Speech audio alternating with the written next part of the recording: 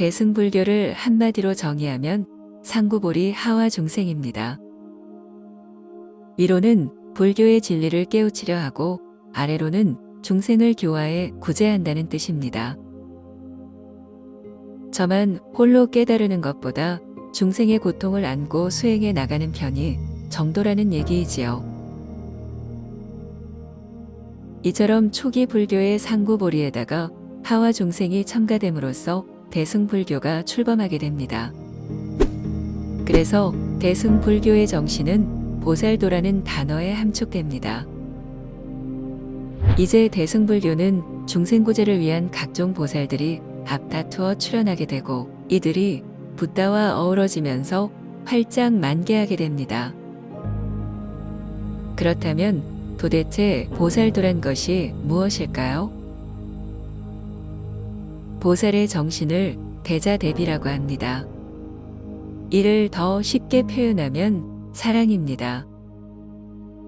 그럼 사랑은 또 무엇일까요? 사랑에는 두 가지 뜻이 있습니다.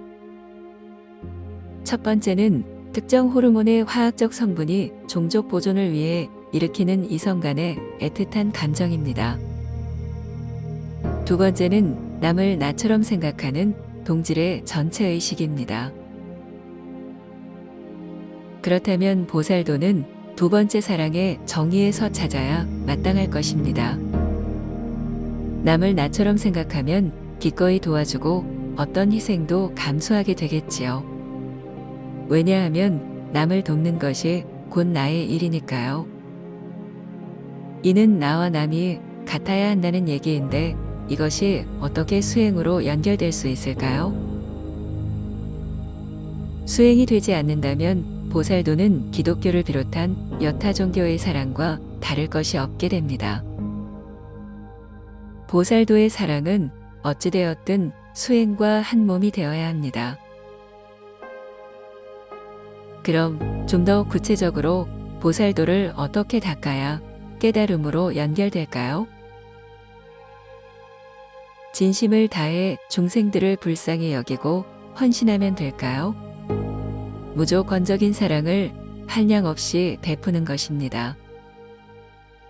그런데 그런 사랑이 과연 마음 저변에서 우러러 나올 수 있을까요? 사랑이란 나와 남이 둘이 아니라는 생각에 나옵니다. 그런데 어떻게 나와 남이 둘이 아닐 수 있을까요? 족보를 따져 들어가면 혈통이 비슷해서 하나인가요? 아니면 생명의 기원을 거슬러 올라가 최초의 생명에서 분화되었기에 하나일까요? 그것도 아니면 같은 별 부스러기 입자들로 구성되어서 하나인가요? 도대체 어떤 이유로 나와 남이 하나가 될 수 있을까요? 사실 원료가 같다고 해서 하나가 되는 건 아닙니다. 같은 밀가루로 빚은 빵과 국수가 엄연히 다른 것처럼 말입니다. 재료는 같지만 현재의 모습은 무수한 변화를 거쳐 제각기 다른 모습, 다른 존재가 되어 있습니다. 그럼 도대체 보살도의 사랑은 무엇일까요? 보살도의 사랑을 나와 남의 연결해서 풀면 답이 나오지 않습니다.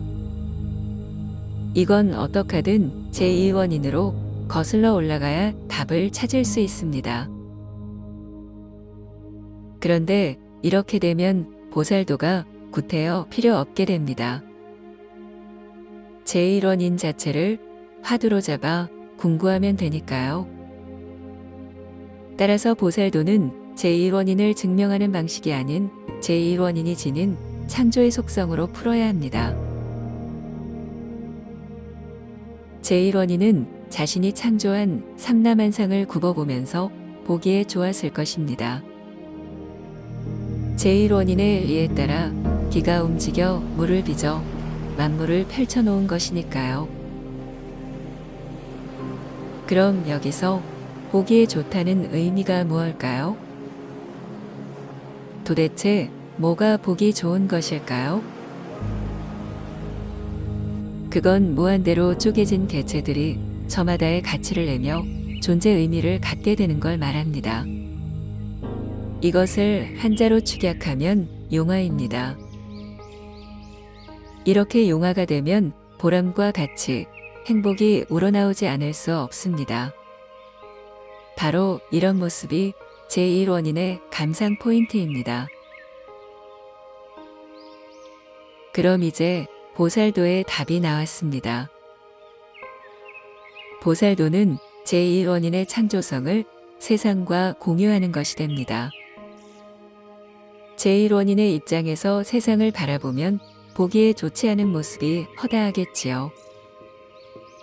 이때 그것을 불쌍하고 가엾고 측은한 감정으로 풀어내면 안 됩니다.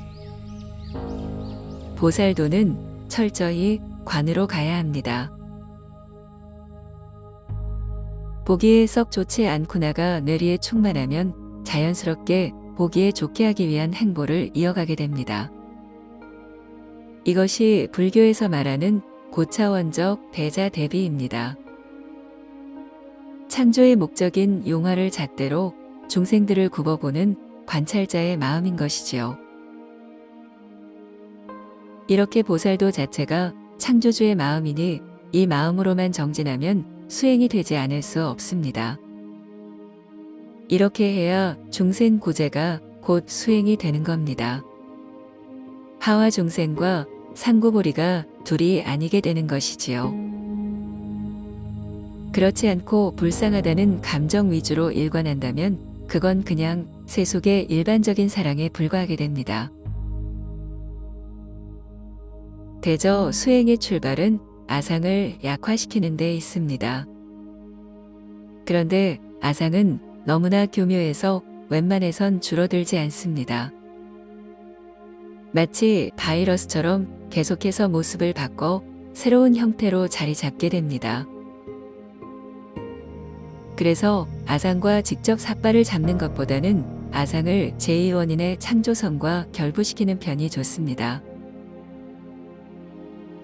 제1원인의 입장에서 세상을 바라보는 것, 이것이 보살도이고 세존이 세상에 남긴 윗바사나의 원형입니다.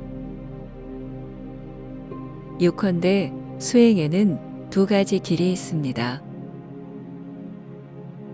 첫 번째는 제2원인을 증명하는 영역이고 두 번째는 제2원인을 닮아가는 실천의 영역입니다. 후자가 바로 보살도이며 보살도의 한 방편이 바로 윗바사나입니다. 불교가 위대한 까닭은 바로 신의 영역이라는 제2원인을 인간의 이성으로 끌어내리고 그것을 깨달을 수 있는 실제적인 길을 제시하고 있기 때문입니다. 당신은 아직도 불교의 보살도가 무조건적으로 헌신하는 사랑으로만 알고 있나요?